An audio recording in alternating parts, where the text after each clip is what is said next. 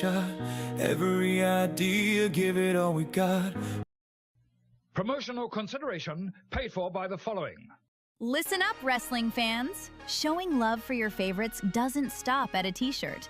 If you're heading to a live event, you better be ready for the hard cam. Step up your show day drip with Hard Cam Creations, custom handmade accessories built for the loudest, proudest fans in the building. Whether you're backing a legend or leading your own faction, these pieces make sure you stand out when that camera swings your way.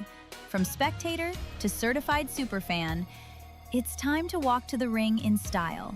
New drops coming soon. Find Hard Cam Creations on Etsy and follow at Hard Cam Creations on Instagram today. Are you ready?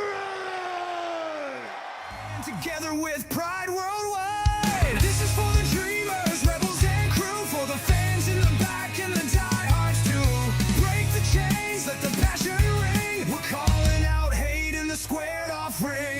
Kicking out at 2, where the love runs deep and the fight stays true.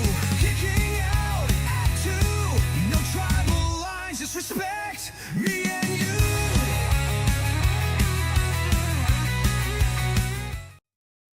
Ishii's Days and all those who slay. Whether you're watching from Gorilla, sitting ringside, or yelling at the TV at home, we're breaking the rumors, surprises, and the stories, making the wrestling world talk from bell to bell. Welcome to Kicking Out 2. I'm Michael, and joining me today, because Tori's out on vacation, is the incredible voice who always brings the chaos and analysis from the Run-In Wrestling Podcast, Big Mike. Big Mike, how are you? I'm doing good. How are you, man? I'm just ready to talk some wrestling. Absolutely. I'm doing great. Got a lot of messages today on Twitter that hopefully I'll be able to tell the fans about. Cool things coming. That's all I can say. But yeah, I saw you put a lot out there. I tried to help out wherever I could. Oh, I appreciate that. Yeah. Well, I found out it was after talking with someone that I can't announce yet. That a lot of people don't look at their requested messages, which is where a lot of people go when you send the messages. And so he was like, hey, maybe you should send them a message and let them know that you sent them a DM so that way they know that they have a DM. Okay. Yeah. Fair enough. All right. So got a few responses after I did that. So hoping that we get some good stuff going, but we're going to go ahead and start with the news.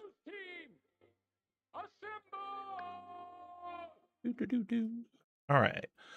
So the first story that we got today is J-Rod. J-Rod, which nice little wrestler in herself. Fightful Select has reported that J-Rod, who recently received a WWE tryout opportunity, was also on TNA's creative radar. So it's a possibility of either one that she could go to. She was reportedly participating at TNA tryouts during the Nashville tapings. TNA regularly holds these tryouts as well, just like WWE does, allowing the company to evaluate a wide variety of talent. Sources indicate that J-Rod's name came up for WWE and TNA and kind of see where she goes from there. If you don't know who J-Rod is, she's the current OVW Women's Champion. She previously received a WWE tryout. Nothing came of that. But she's also worked with Women of Wrestling. She's currently with American Gladiators, the new version that Miz is a part of. So, I mean, she has experience in the mainstream exposure and inside the ring. I guess the question is, where should she go? I mean, if you're looking at TNA or WWE, I mean, you probably look at WWE at that point. Just because they're bigger, they've got more exposure. It's not the normal, will they, won't they from AEW to WWE where you have to make that decision. Yeah. TNA and WWE creative isn't that far apart, to be completely honest, that you see a lot of the times. If not exactly the same. Exactly. So, I mean, if you've got both and you can make it, WWE is still the dream for most people. And shout out to J-Rod. I've seen her a few times on OVW with Sped over on Territory, watching that, and no, I like her a lot. She just won the title at Independence Rage not too long ago. I think it's the second time she's won the title over at OVW. So yeah, I'm excited for her, and hope I'd love to see her in WWE. Oh, I think it'd be a blast to have her in there. Obviously, the way they seem to go right now is you end up going to NXT first, which I'm not necessarily a bad thing. AJ Styles himself in an interview was saying that he wishes he would have been able to do more stuff in there to learn the WWE way of things, because WWE does it completely different than most other companies. So kind of learn that new style and that new production. Christy's in the chat. Hey, Christy, appreciate you being here. Yeah, I mean, I'd like to see where she goes. Hopefully, no matter where she goes, she ends up actually being used. That's kind of the problem that we're having here lately. And nothing against his new name, because he said he picked out the name himself. But hopefully, we don't end up with a Santana situation where it's like, no, you can't use J-Rod. Yeah, and that's I didn't know if I didn't want to bring it up because I didn't know if you had that as a topic later. But I mean, with him coming in, there's no way she wouldn't go to NXT first. I mean, Yeah. if you're gonna have the TNA champion, just recent TNA champion go down to go down to NXT, definitely J Rod's gonna be there, You would think so, yeah, for sure. or K Rod or N Rod, whatever they ended up calling her. Who knows? J Bar, J Stick. I Yeah, don't know. J Bar. There you go. That's it. Well, then we had a T Bar. Then they could bring him back, and then their brother and sister duo. Never bring T-Bar back. No, That's the gist of all of this. Never bring T-Bar. never bring T Bar back. All right. Topic number 2: SummerSlam 2-night structure is still being developed, unfortunately. Speaking of WWE, the biggest event of the summer is approaching, but it sounds like the final puzzle pieces are still being put together. Unfortunately, that is something we've seen more often than not lately in the WWE. Of we're going up to like the week before we have the full idea of what's going on. SummerSlam will take place across 2 different nights, August 1st and August 2nd, so this weekend. Reports indicate that WWE will still have approximately 3 matches left to announce as of it is right now, having a current total of 12 to 13 matches across both nights. We've got the World Tag Team Championship that's being part of that. One planned idea reportedly involved the Vision defending the World Tag Team Championships, I assume against the Alpha Academy, because that's who they're currently messing around with. I don't know if that necessarily needs to be on SummerSlam. What's that? Because the Street Profits have apparently just disappeared for some reason. Yep. We gave them the title. Now they're gone. Yeah. ESPN sources reportedly expect one of the featured first hour matches to be Penta defending the WWE Intercontinental Championship against Chad Gable. This is something that Tori and I called as soon as we found out it was going to be in Minnesota. When we found out that Chad Gable was back, well, obviously we're going to have him there. That makes all the sense in the world for that to happen, and most likely to win. Because why would you have him do that if not? Looking at the SummerSlam card coming together, are you someone who likes the 2-night format? Because that was kind of coming to question here lately of people not liking SummerSlam being in the 2-night format. I like it for SummerSlam. Mm-hmm. I as long as they don't make everyone 2 nights, I think that's too much. But keep your if you want to do your big 4 is 2 night, then yeah, because again, you need to separate those 4. And for those who if you don't know, the big 4 is WrestleMania, Royal Rumble, Survivor Series, and SummerSlam. Although I would personally say Survivor Series not as big as it used to be. Maybe Money in the Bank has become bigger to me, especially now that they seem to have moved it into the fall as well. And so, I mean, I would actually be happier for Money in the Bank to be that 4th PLE there, since War Games seems to be the thing. But neither here nor there on that. Yeah. But having 2 nights, it just makes it feel more special. So those big 4, I'm okay with them being 2 nights. I give me 2 nights of Royal Rumble. That way, you have a men's Royal Rumble and a women's Royal Rumble that can breathe. They can do everything it needs to do. Survivor Series the same way. I mean, I just made fun of War Games, but let those matches kind of highlight each night, and then do your thing on the other night. SummerSlam the same way. As long as we're getting good matches, which we're getting a few from what I've seen. There's a couple that I love that I'm excited about. There's a couple that I'm like, okay, that's interesting. Yeah, I mean, the more the better. Yeah. I'm with you on that. I've always said, like, since they've started focusing on the women, and the women have their own Rumble now, they got their own Money in the Bank case, all that stuff. Anything that involves both of those divisions having a high profile match, absolutely do 2 nights, because then we're not taking away time from either one. Each one gets to, like you said, breathe a little bit and have some of that airtime for themselves to kind of chew it up. While we were talking, Bobby and Extreme Chick popped in. Thank you very much for coming in.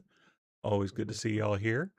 Um, Saturday night's main event. There was some controversy about the Knicks integration that happened there. WWE loves making moments, especially when they're in iconic venues, but sometimes the crossover between wrestling and mainstream sports can create mixed reactions. So at the Madison Square Garden version of Saturday night's main event this past go around, WWE heavily integrated the New York Knicks throughout the broadcast.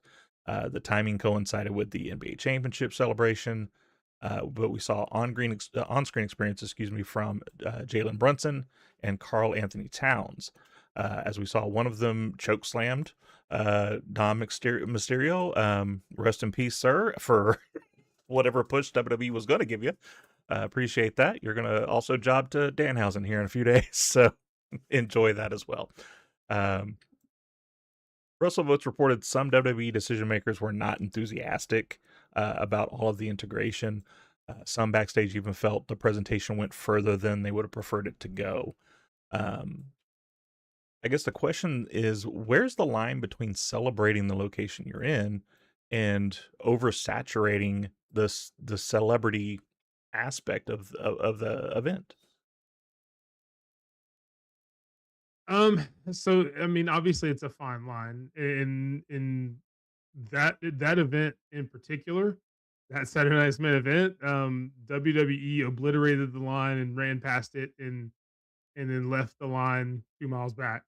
Unfortunately, I mean, your whole main event segment was nothing but just Jalen Brunson and Roman Reigns, and yes, it did further, SummerSlam story a little bit with Seth Rollins coming out and Tyrese Halliburton coming out for a second too, which furthers the fact that you're bringing in celebrities. So that's a whole story too. I didn't mind the Karl Anthony Towns or Cathausen, just because it was part of the show. Yeah. When you stop the show and you gave me like 20 minutes of Jalen Brunson when you could have given me a match. Have like you've done in the past, have Jalen Brunson ringside. Yeah. Let him come down with Roman Reigns if that's who you want it to be, and let him wrestle somebody, and then have a funny segment at the end, and then you still do the acknowledgement where you've got Roman holding up the title and Jalen Brunson holding up the belt, and you have that same shot there. Yeah. You still have that iconic moment, as you want to call it, but you don't lose an entire match. They only had 4 matches. Yeah, which seems more often than not lately of we're getting less and less matches, which it's a give and take as far as I'm concerned, because like we just watched Redemption, I believe is what it was called, from AEW, the recent pay-per-view. Mm-hmm. About halfway through that pay-per-view, I'm like, can we just end this now? Can we get to the main event, please? I don't need my pay-per-views to go on for a day and a half, but I also need something more than just a handful of matches, something to keep me engaged. And like you said, the ending segment of one of your higher priority shows, at least should be higher priority. Obviously, Triple H seems to forget about Saturday night's main event every time it comes around. Oh shit, we got one of these right before the pay-per-view. Or him do something. But it's ending that with just a talking segment with your world champion. That just seems weird. Like you wouldn't end a Royal Rumble that way, of just the champion being out there and be like, hey, I'm going to talk for 10-15 minutes while we close this out. I'm going to need you not to say that too loud, just in case Triple H is watching. At this point, you never know. Don't do it. Don't do it. Yeah.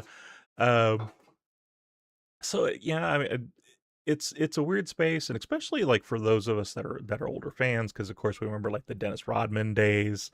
But he was integrated into a story. It wasn't just he showed up for a night and chokeslammed somebody. He was there for like a 6-month run. Hell, he put off Bulls practice during the playoffs just to go to Nitro. He was dedicated. Same thing with Carl Malone. Like, he was running around with DDP that entire time. It wasn't just a one night thing. If we were having that, maybe I'd be more okay with it. That's kind of why I'm okay with Lil Yachty. Like, that was just kind of an out of nowhere thing, but he's been around since then and staying in the story. More power to you then. I'm glad you're there. But Yeah, Lil Yachty has surprised me of how much I've enjoyed him being there, and mainly because it's you don't have too much of him. mhm, He knows his role as kind of the manager type. I'm okay with that. Like, and I say that, and again, the Cathausen thing, it didn't bother me because of the spot it was in. right. It's Danhausen, it's JD McDonough. It's a goofy wrestling thing, and if you just want to bring that in, and technically he was there for more than one episode because Danhausen was holding the cat like the week before, so he was there 2 weeks, kind of. So there's that. So we're It's saying he's just actually a before the cat. cloning. Yeah, it's before the cloning and after the cloning. So you There you gotta go. you gotta at least give him a little credit. Maybe his schedule didn't allow him to be there physically, but he was there in spirit. Um, so it is what it is. I mean, and unfortunately, it's not going to go back.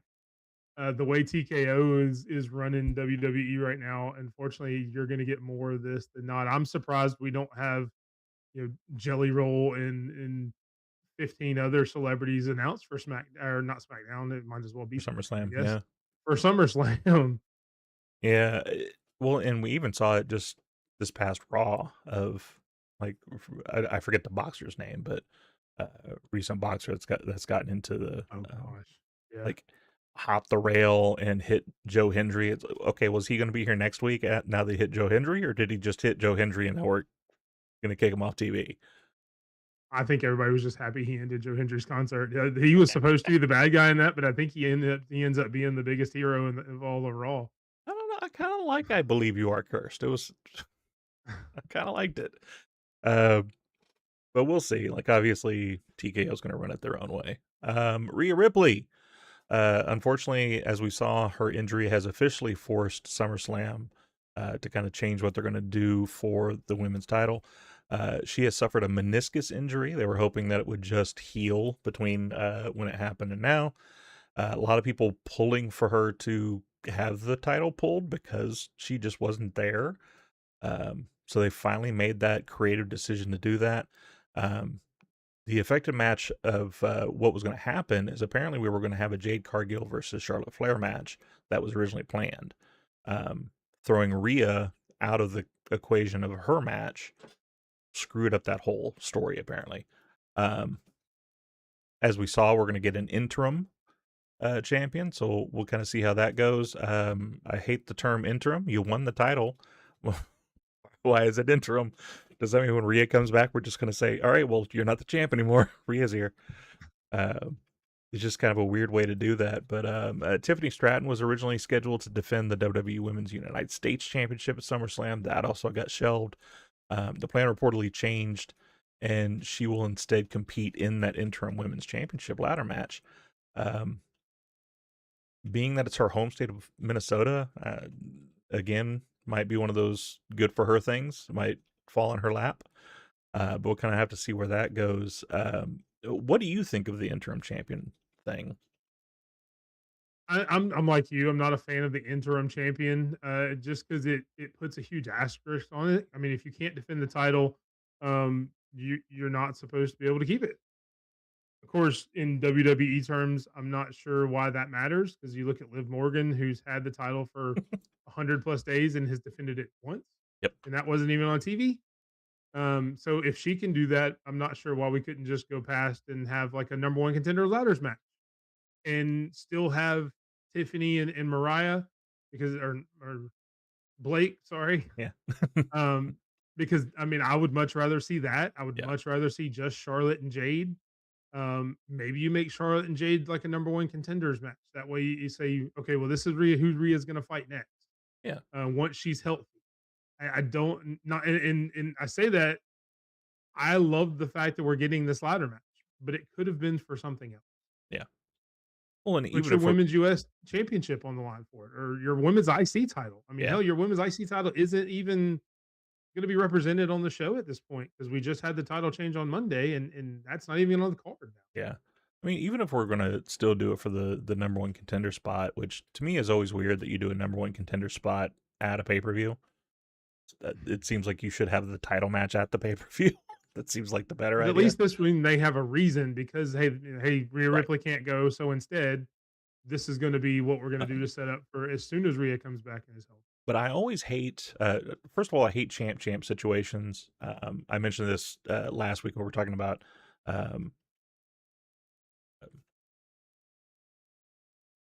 goodness, Bandito. There we go. Forgot the name there for a sec.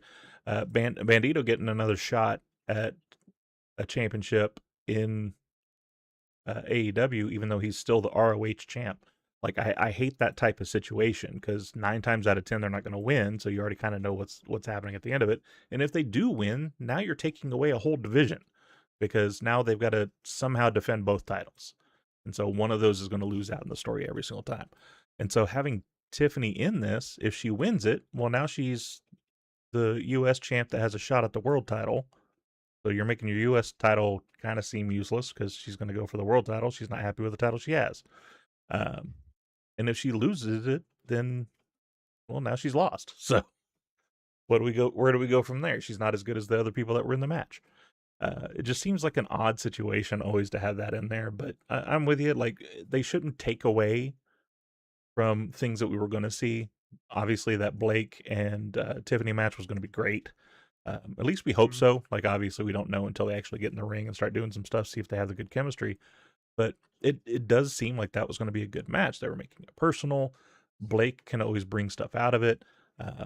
It was still another blonde girl versus another blonde girl, which is kind of her wheelhouse.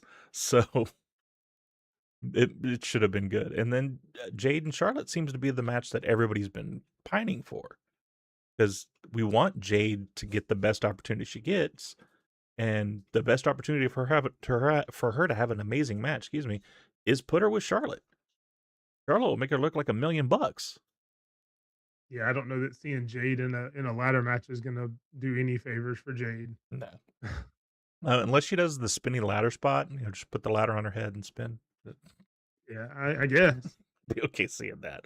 I mean, and the fact that we have now, and God, I never thought I would defend Nia Jax, but we've screwed Nia Jax over 2 weeks in a row. Yeah. And she's still not going to get a chance. Oh, hey, we're just going to give Last Legend another chance instead of you. Yeah. So you're just, I'm sorry.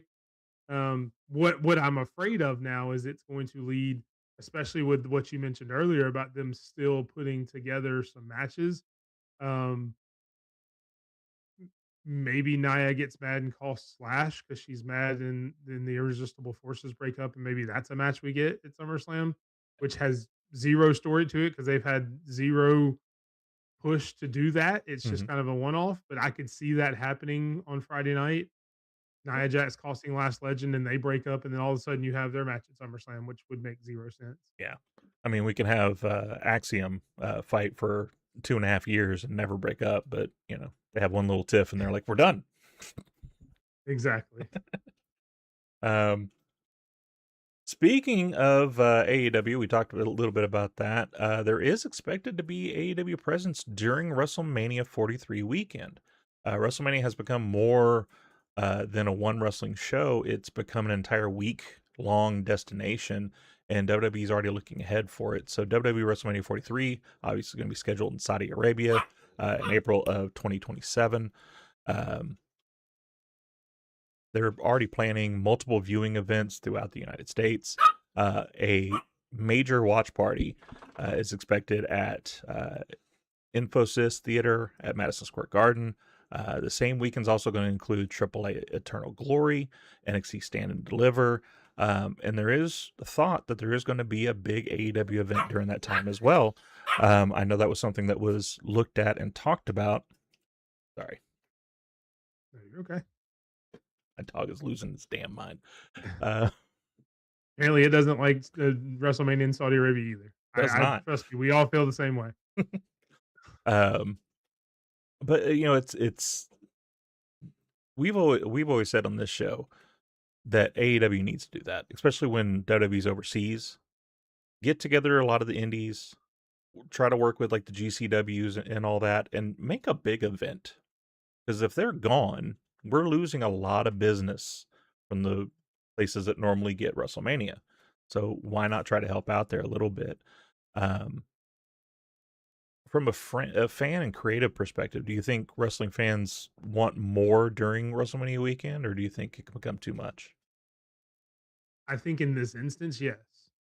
Kind of you alluded to what I would say is if it's in the US, I probably wouldn't go up against it because as AEW, you're gonna either run Saturday or Sunday, and you're gonna get obliterated because it's still WrestleMania. Um, but WWE, if you're gonna put it over in Saudi Arabia, I am going to have my show on the weekend, being the second biggest wrestling company in the US and in the world, Mm-hmm. and I'm going to invite every independent, every wrestler, every company, everything I can that normally would come to the city that you're in. See Las Vegas the last 2 years and every company running shows in Las Vegas and so on and so forth. Yeah, I am going to be that beacon for the independents, especially with AEW having such a good relationship with most of the independents. yeah, for sure. I'm going to be that beacon. That way, okay, WWE's dropped the ball at this now too. Come in whatever city we're going to be in, which I know you have said, I have said, a lot of people have said, by the way, let's go to New Orleans since New Orleans is the one that got screwed Yep. out of having it there. Hey, why not do AEW Mardi Gras? There you go. So I call it something like that, and have a special show down there, and then let all the independents that were planning on going to New Orleans at that time anyway keep that booking, keep that plan, and then you're the conquering hero everywhere. Not that AEW needs my help or needs the help of that anyway, because they're already the great alternative and everything else that they've done. Yeah. But why not? You'd be stupid not to. Yeah, it would make all the sense in the world to one for your own business. Like you're going to make money hand over fist if you go somewhere and have a big event. With WWE not being here, a lot of Americans will have nothing to do that weekend. So do it. Go ahead and fill up that time. Our cover story for the day is Bayley. Her contract status is creating a free agency speculation already. She even recently tweeted something that was kind of cryptic in that. I'm going to go ahead and quote it real quick. I've been doing this for so long. I've wrestled in the garden multiple times, a really good amount of times, thankfully, but this one just feels different. I think the time and the stage I am in my career right now, I feel like I am taking a further look back at everything. We're seeing it from a different view and knowing my place in the business and knowing my worth in the business. Now, wrapping that around the conversation of her contract, I mean, it's not too far of a leap if you think it sounds like she's talking about where she's at right now, of what she's going to do. Obviously, she's been in this thing involved with Lyra Valkyria. They've even done some house show things with it, which normally house shows aren't canon, but then WWE.com just showed the video of her taking out Lyra during the house show. So we kind of looped that into the story. So it looks like they're trying to keep her at least in that story for now. But WWE sources stated that Bayley has not signed a new deal as of right now. So there's still a question of what she's going to do. And obviously her best friend, Mercedes Moné, she tweeted out that little image of them being at All In, which started kind of the whole speculation. I mean, we're talking about a women's champion, a Grand Slam women's champion to be specific, one of the four horsewomen, one of the founding names of the current type of women's wrestling we have in WWE. Letting her go, and I hate saying this when it comes to people being let go because I think it's used too much, but this would be a ball dropped to let her go. If you cut her contract and all that, like she is a stalwart of your women's division. They haven't been booking her that way, but I don't think she's wanted to be booked that way either. I think she's been wanting to put younger talent over. She's been doing the Lodestone stuff, trying to help with that too. So I think she's fine with the role she's been getting. as far as doing this to get people over, kind of the Natty role of where she is right now. Natty's trying to get the younger talent over. So as far as that's concerned, though, with all of the things that she's accomplished at this point in her career, what should the biggest factor be in her next contract? Should it be more money? Should it be more creative control of what she's doing? More time to do her personal stuff? So that's hard to answer because it really just depends on what she wants, you know. I I hope Bailey goes and is happy wherever she ends up because she deserves it. Um, if it is more money and TKO is not going to do it because you've seen people like Sheamus and the New Day and all these other people leave because hey, we're going to cut your contract in half. Um, if that's the case, then please go make more money in AEW because you're going to do it. Um, I don't think it would be time to do other stuff because it seems like WWE has given her time to do it. She's already done Lodestone twice. She's already done some of the other stuff. She's gone down to AAA. She's gone down to NXT before. She's able to do a lot of that. So from Bailey's perspective, I really just I want her to end up where she's happy and where she can do the most good that she wants to do.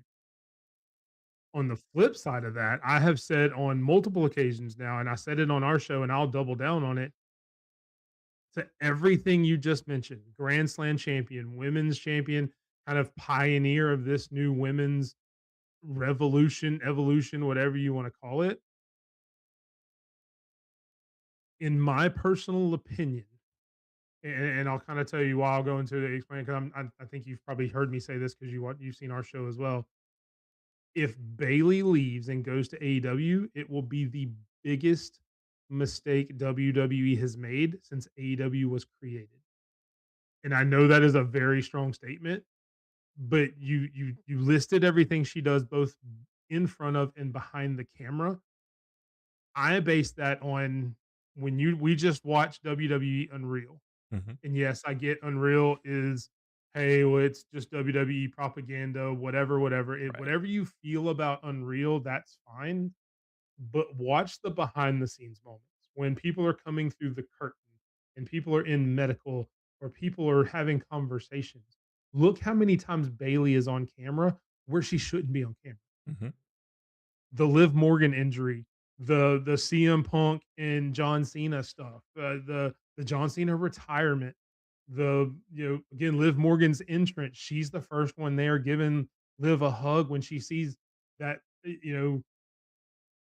really monumental moment that a woman gets to do this with her entrance at WrestleMania. Yeah, it was kind of dumb for us on there because it's a weird song. Some people love it.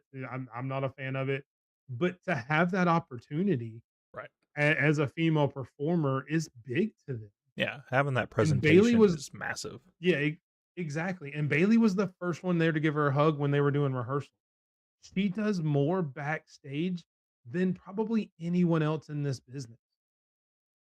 And to lose that, and that is what you're losing. If you let her go, you were losing a coach, you were losing a mentor, you were losing a locker room leader. Mm-hmm. And oh, by the way, you're losing one of the best wrestlers you have on your roster.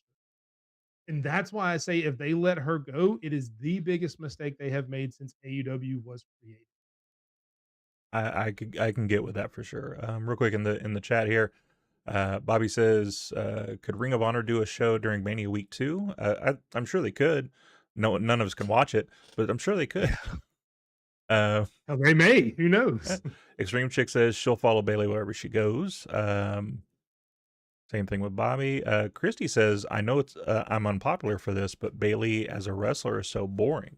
I do want to say, for as long as Christy's been watching, that's a fair statement. Because in the past few years, Bailey hasn't really been doing anything.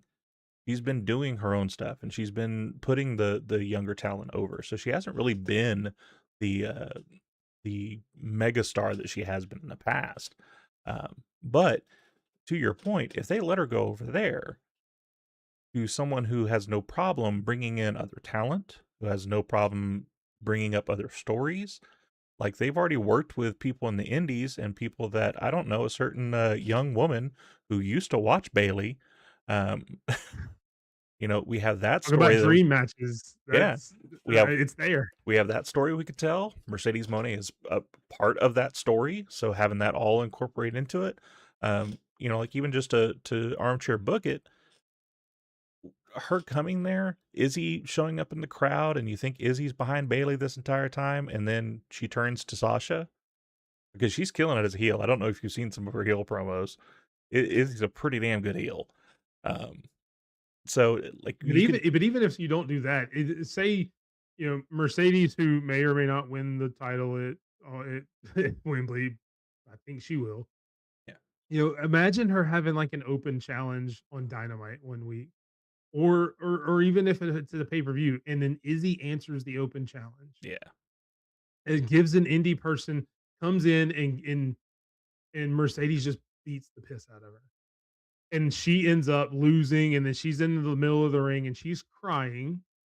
You see where I'm going with this. And then Mhm. some music hits, and then all of a sudden comes out Pam Martinez or whatever Yeah. she's going to go by in AEW. And she comes out, and then you get this whole moment. And then, yeah, if you want to make Izzy turn on her at the end, and that was kind of a whole setup because Mercedes knew this was going to happen anyway, and you can go a lot of different ways with that. But the way the internet would crash out if Yeah. that's the way you debut her in AEW, I mean, it writes itself at that point. Absolutely. So I do agree with you. And plus just having her in the background, I attribute her a lot like when Daniel Bryan left. When Daniel Bryan left, not even the in-ring stuff, him being there to help their main star talent, you Mhm. saw an uptick in how well they did things. The stories were getting better. The in-ring action was getting less chaotic. You had the new stars that were starting to kind of shine part of their character, where it was kind of dull before. So you're going to have that now with her. And while we have great things like we have Megan Bain, which is obviously great, and she's got Lana with her right now, which is a good story, and everything's going good there. But one of them is obviously a lot more polished than the other. And so having Bayley there in the back to help kind of move that along a little bit, um, have her write some of the stories. The women's stories have gotten kind of bland, which it's hard to compare that considering the last big story they had was the Tony Mariah stuff. So it's hard to compare anything to that. But the women's Yeah. stories have kind of just fallen off and not really been any detailed stuff. So having her there for that too would be amazing. Um, it'd be Could you a big hit. imagine what she would do with somebody like a Harley Cameron Oh, developing her? I yeah. mean, come on. Not that Harley needs it. Harley already does like 565 different things. Yeah, but her in ring, Yeah. teaching her, the ins and outs of that. Oh, yeah. The one thing that Harley Cameron probably needs to work on the most, not that she's bad at it, Yeah. but just fine tuning what she does in the ring. I mean, Especially with that type of Maya character, World. Bayley has got that history because she was the hugger. She was she was a comedy gimmick that still had to be, Yeah. taken seriously. Yeah. She could help Exactly. Harley with that. Absolutely. Speaking of other very happy women, though, Willow Nightingale. Kind of apropos that I'm bringing up this story, considering that this we were going to have to move to Saturday, so just a little programming note while I'm talking about this. Thursday, unfortunately, my job has decided we're going to stay late and do an entire phone change on Thursday, so we're moving Open Challenge to Saturday at 2 p.m. Central. But with that point, it's apropos that I bring this up. Willow Nightingale opened up about her mental health, of how she's been feeling this past year. She recently discussed dealing with her depression, over the last year. She spoke about the difficulty maintaining her positive public persona because, like, her moniker is Smile Anyways. And so she's been doing that despite how she's been feeling. Wrestlers often travel constantly, and because of that, they miss family events, they miss birthdays, they miss weddings, the emotional and mental toll that it takes on you because you are not anywhere in the life of the people that you love most. Almost having the people in the wrestling business be more your family than your current family. she opened up helping normalize conversations about mental health, which that's always a benefit. It's always a benefit to have someone of stature explain that it is okay to talk about it and you should be talking about it. A lot of times fans only see the entrance, the smile, the performance. They miss who that person is underneath. It's part of one of the reasons we've loved doing these interviews is we tell the people that we reach out to, we don't want to talk about your wrestling. Obviously, we'll bring it up. We're a wrestling podcast. We'll talk about your accolades and all that stuff. But we want to know about you, the person underneath. I want to know who the performer is. I know who the character is. I see him every week. I don't need to know that. I want to know who you are. Because a lot of fans don't get to see that stuff. And so we look at Willow Nightingale, for instance, and just happy-go-lucky and always smiling. And, surely she doesn't have a bad day. No, she has bad days, just like the rest of us do. Big E, which is one of the most positive people in the world, has said numerous times, like there was times that the New Day saved his life because he would still go home and he'd be depressed staring at a wall because he just couldn't get past the feelings in his heart and the thoughts in his head. So it's good to hear them talk about those struggles. This is something obviously that needs to be talked about often, the human side behind the performer. What do you hope fans take away from Willow sharing this with people? That it's okay to not be okay. Just like you said, I mean, in like it or not, to a lot of people, we kind of see it from a different lens because we are, wrestling podcasters, if you want to call us that. I mean, it feels weird saying it out loud. Um, but we watch the behind the scenes. We know Right. the people behind it. But for a lot of people that watch this, especially kids that watch these shows, these are their heroes. There are a ton of little girls out there that watch Willow every week, and they see that part of it, and maybe they had a bad day at school, maybe they had a bad day at home, maybe their home life isn't great. It's good to know that these bigger than life characters, you mentioned Big E, same thing. It's good for those kids to see this every so often that, hey, they're a lot like I am. They have bad days too, and that's okay. And it's okay to talk about it.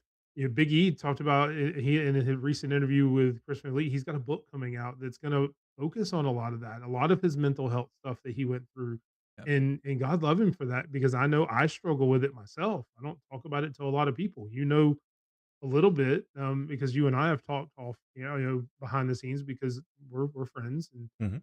but a lot of people don't know that I struggle with that a lot, and I don't feel comfortable talking about it a lot.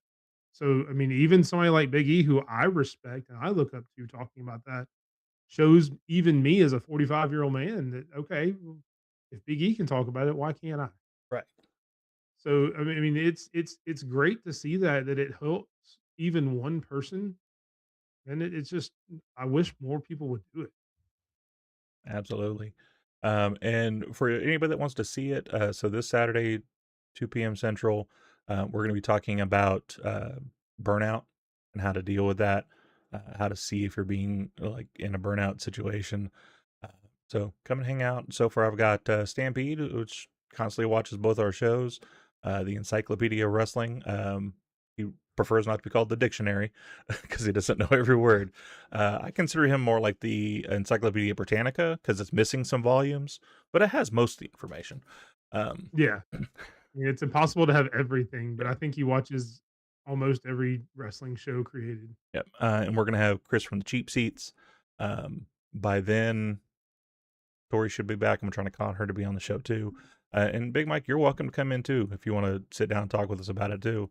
We're going to do it before SummerSlam starts. That way everybody can get to their SummerSlam night. We are going to be still doing the watch along in our Discord. So if you're not part of our Discord already, please join that and you can watch with us. But with that, we're going to go to the last story, which is the John Cena Classic. We finally have some updates. They're nothing updates, but they're updates nonetheless. Cena told Extra TV that WWE is still working on this event. He said that he cannot reveal any details about it yet, but he promises the fans that it's absolutely going to be the best thing. He emphasizes that anything carrying his name in WWE must have a high standard in his opinion. Like I said, kind of a nothing answer, which John Cena's perfect at. I don't know if you've seen a lot of his interviews lately, but he's really good at that nothing answer. Just kind of going at it. Well, in my opinion, and but Yeah, this is going to happen. Yeah. We don't know when, we don't know where, we don't know how, we don't know why. It's Yeah. going to happen. The little bit that we've heard about it is that it's going to have a lot of newer, younger talent in it, probably mixing in some of the NXT people with the tenured people, much like they did for his retirement night. And there's going to be a classic winner, which apparently, though, the classic winner is not who wins the matches, it's whoever the fans pick. That's kind of weird. I don't know how that works. It's a Taboo Tuesday situation. I don't know how we're going to work that in, but Yeah, but I don't mind it in this situation. Yeah. At least it's not like a crown jewel champion. Yeah. You know what I'm saying? It's not that kind of situation. I would much rather it be like this, especially if you're going to use younger talent like that. And I hope they do it in the December like they did his retirement. Make it that same weekend, like the second weekend of December. Yeah. Make it that weekend. Put John Cena's name on it, and give some of these people some exposure.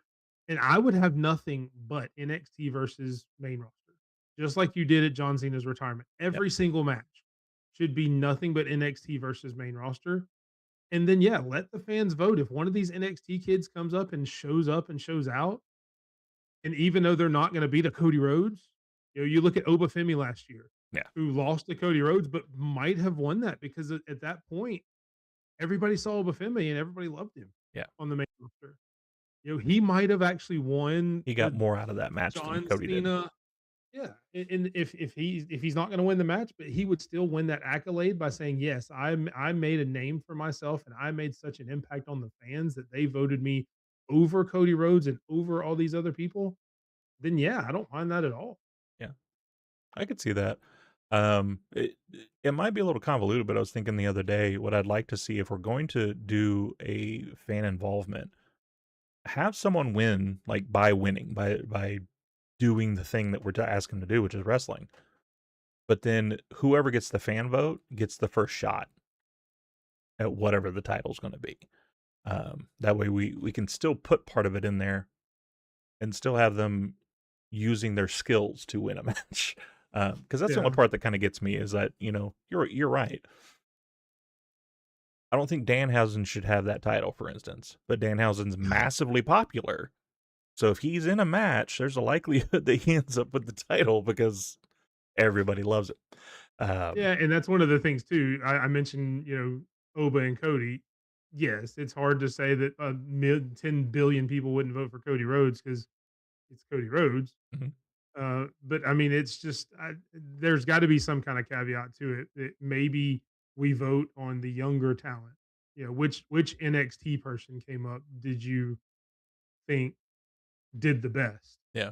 And then if you want to take that into a storyline NXT, hey, by the way, John Cena Classic winner here. How you doing? And then one of the people who lost goes, well, I think I should have done better. Now let's have a match. Yeah. You can create that into stories in NXT. I don't want to see Cody Rhodes and CM Punk going for, well, I should have won the John Cena Classic. Yeah. Yeah. But if you're going to do that in NXT for the younger people and again, to try to further them, I'm all for that. Yeah, I'm with you.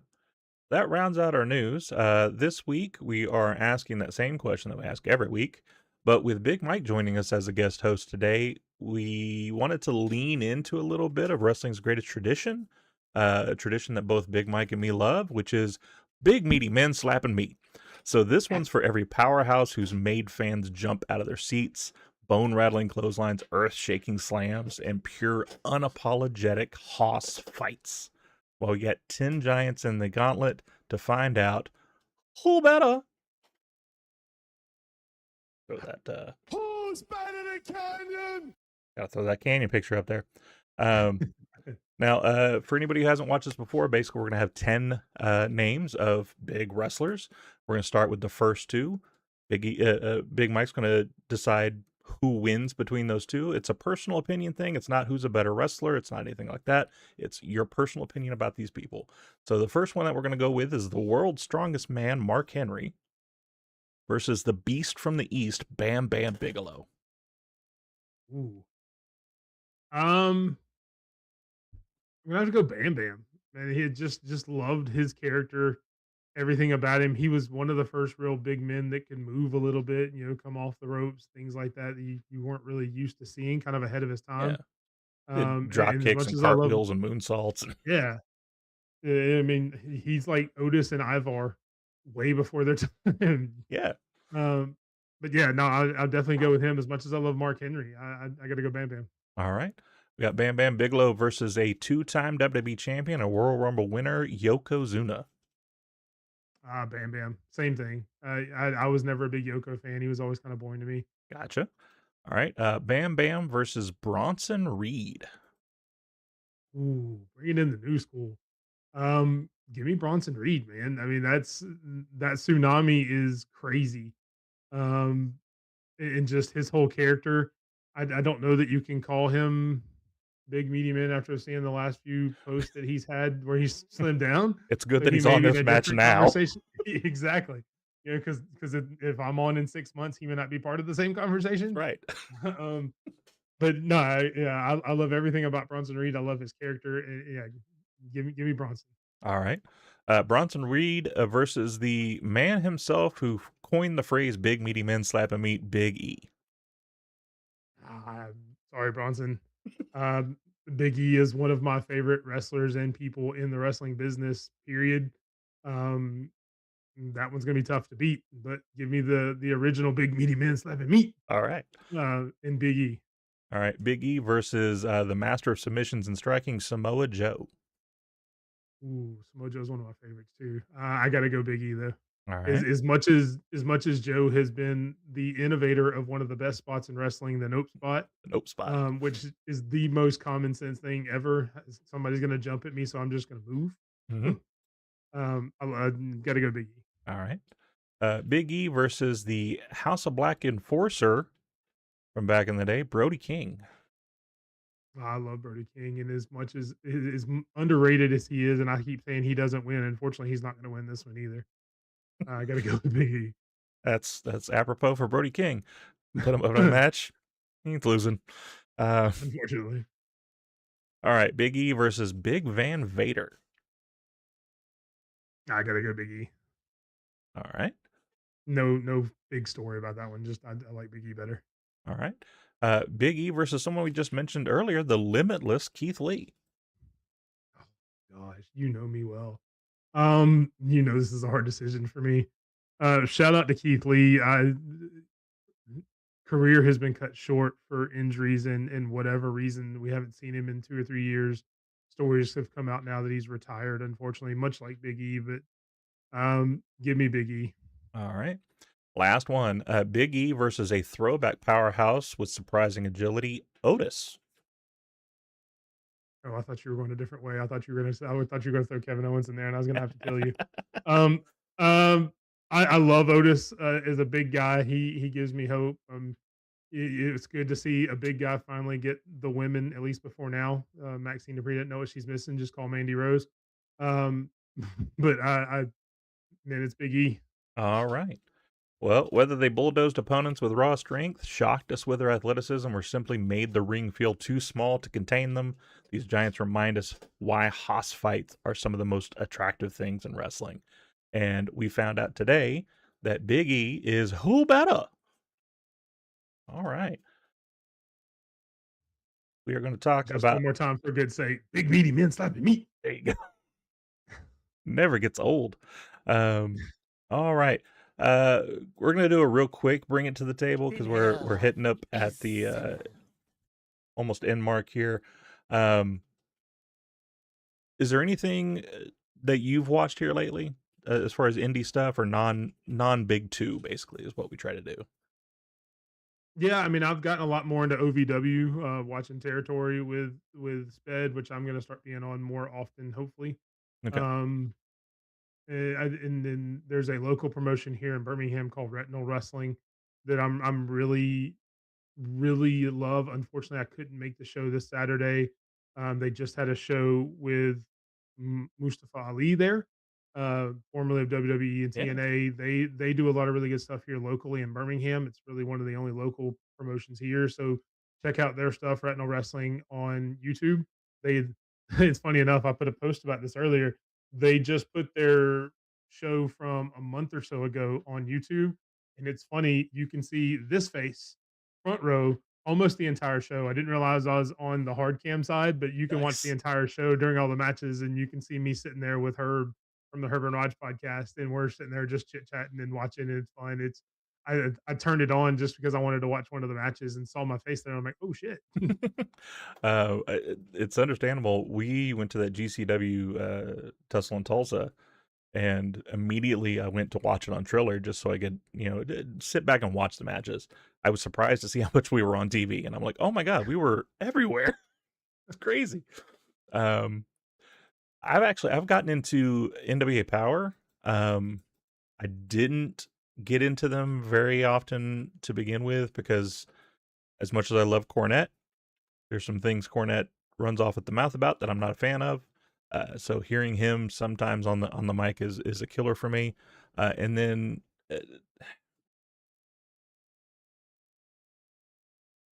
they had a very unfortunate champion that was not good at wrestling, and also was not good at talking either. So I wasn't a fan at the time. But someone actually pulled me into it. I saw some clips of a new wrestler that I'm falling in love with as far as watching her in the ring. And she's actually responded to my tweets a couple of times, which is fun. Has one of the best names I've ever heard. Gina Sequoia. So Je ne sais quoi.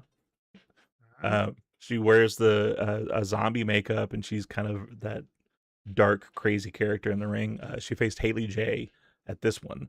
And Haley J did her normal shake the ass thing. She bit her ass when she did it. I saw the clip. Yeah. That's a Pretty lot good. of fun.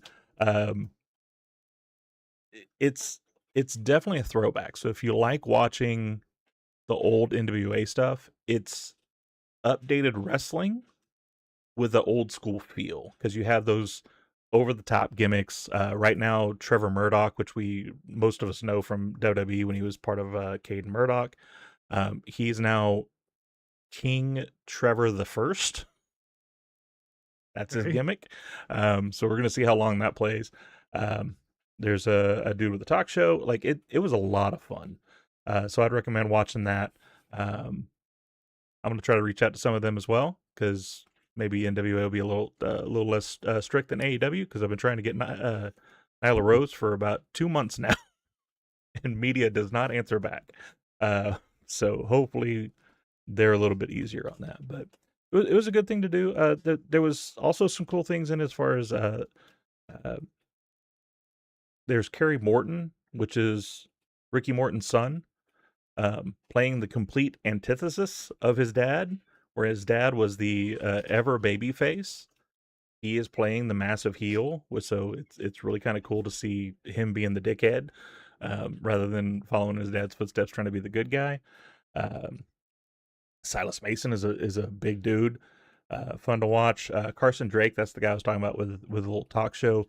Like, the whole gimmick is he gets them on there and he pisses them off every time. It's usually like the last segment of the show. So it's a lot of fun. I recommend watching it. Give it a little bit of chance. It's over on Tubi, so it's free to watch. They air on Saturdays on actual television, and then Thursday on Tubi they'll upload the Saturday episode. So it's 4 or 5 days behind, but it's a fun watch. I recommend it. I do want to get on Territory at some point too. Y'all look like you have a lot of fun over there. Yeah, it was. I've got a chance to be on there once, and I definitely want to try to get on there again. Thursday nights are kind of hard because that's usually my wrestling shut off, since we don't do our show on Thursday nights anymore. It's kind of where I shut off wrestling. But I may have to start picking it back up again. I got you there. And as far as local promotions, going to that GCW event, the company that helped them get here is WFC, Wrestling for a Cause, here in Oklahoma. And I found out that their shows run every few months right down the street from me, and I never knew that. So They have a show this weekend. They're on Triller, so if you ever get a chance to hang them out on Triller, a lot of interesting cats there. There was a dude named Mr. Nasty, which essentially is just a more sexualized version of the Godfather, if that's a possibility. Yeah, think about Godfather and Viscera back in the Big Daddy V era, like that somehow combined that. Okay. It's crazy. Nice. There's a Titan, which is this Asian kid. It reminds me so much of like a Ricky Morton, like we were just talking about, or like a Ricky Steamboat, very like white meat baby face, fire up little kid. Absolutely killed it. He was my, aside from Bear and Gabby, who we went there to see, he was my number one dude as far as when I walked away from it, of someone I want to watch more of.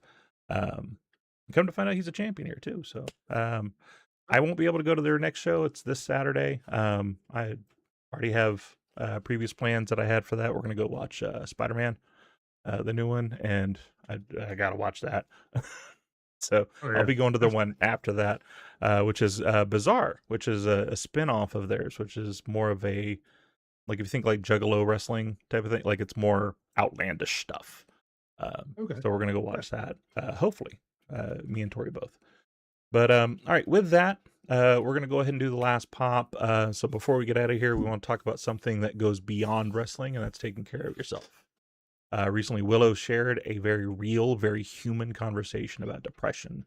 And this Saturday on Open Challenge, we're talking about burnout. Because even the people who make us smile, who entertain us, who seem larger than life, can have moments where they're struggling behind the scenes. Wrestling teaches us that everyone has a story. And sometimes the hardest battles aren't the ones that happen under the lights. Sometimes it's the ones we quietly have inside.